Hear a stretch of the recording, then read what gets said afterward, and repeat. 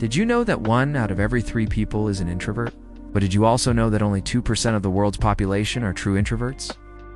The remaining 98% of us are actually ambiverts. We fall somewhere between being an introvert and an extrovert. If you think that you're an introvert and feel drained after socializing with friends or family, then this video will help you understand why. Do you enjoy parties? How do you spend your free time? Do you prefer to have a few close friends or a large circle of acquaintances? These are just a few examples of questions that can help you figure out where you fall on the spectrum. But today we'll focus on how introverts recharge.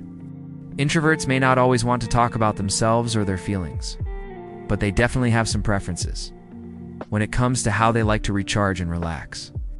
So here are 6 ways introverts recharge. Number 1, they need time alone. Susan Cain, author of Quiet, The Power of Introverts in a World That Can't Stop Talking, explains that introverts aren't exactly fond of too much socializing. Introverts don't have a problem with socializing occasionally, or with people they're very close to, but it does take a lot out of them. If someone is draining their energy reserves, they need time alone to get back to their normal level of energy. This is why introverts often come across as being aloof or having a hard time connecting with others. But really, they may be preoccupied with something else, or simply trying to regain their energy so they can connect with those around them. When introverts ask for space, it doesn't mean they want to be alone forever. It just means they need to recharge first. Number 2, silence isn't awkward. If you've ever tried to talk to an introvert while they're quiet, you may have felt awkward at some point.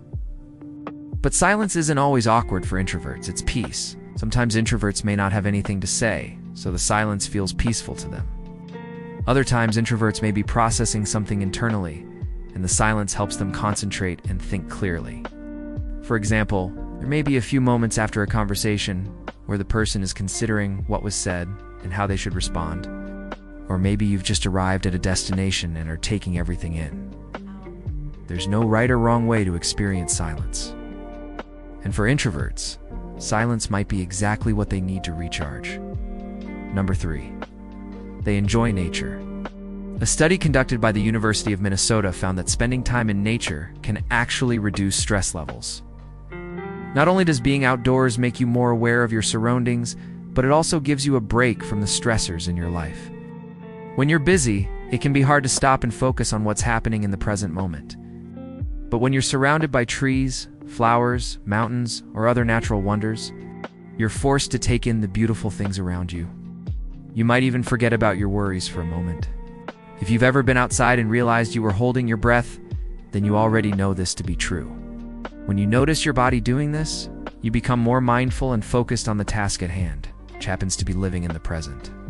For introverts, this is exactly how they recharge. It's by focusing on the present moment. Number 4, they spend time with only a few people. Have you ever had a friend who never wants to go anywhere with you? Sure, it can be disappointing, but try to remember that introverts need time to recharge. Having a few close friends allows them to maintain their energy levels without feeling overwhelmed. Going out with a large group of people takes a lot of effort, especially for introverts. Think about how much energy it takes to meet new people and keep up with many conversations. Now imagine going through that multiple times during one outing. It's exhausting just thinking about it. But when introverts spend time with only a few people, they don't have to worry about running out of energy, because they can pace themselves by talking as much or as little as they want. They don't have to worry about keeping up with a group of friends or making sure everyone is included in the conversation. Instead, they can focus on enjoying the company of those around them and recharging their batteries. Number 5, they plan their day.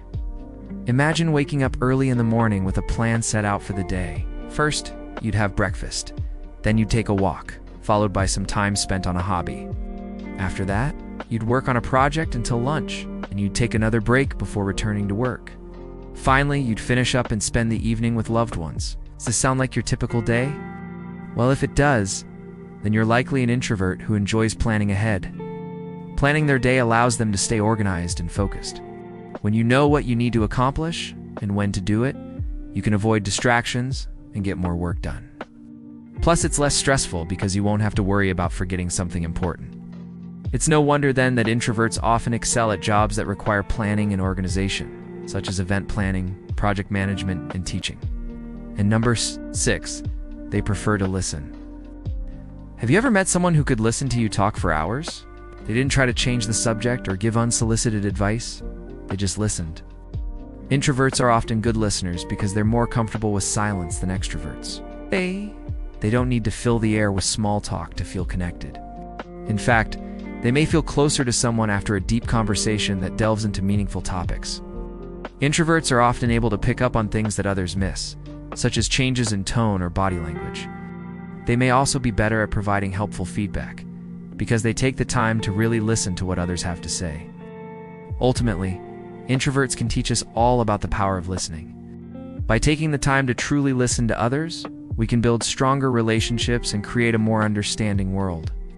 Have you noticed any of these habits in yourself or others? Let us know in the comments below. If you find this video helpful, be sure to like, subscribe, and share this video with those who might benefit from it. And do not forget to hit the notification bell icon to get notified whenever a new video is posted. The references and studies used in this video are added in the description below. Thanks for watching, and see you in our next video.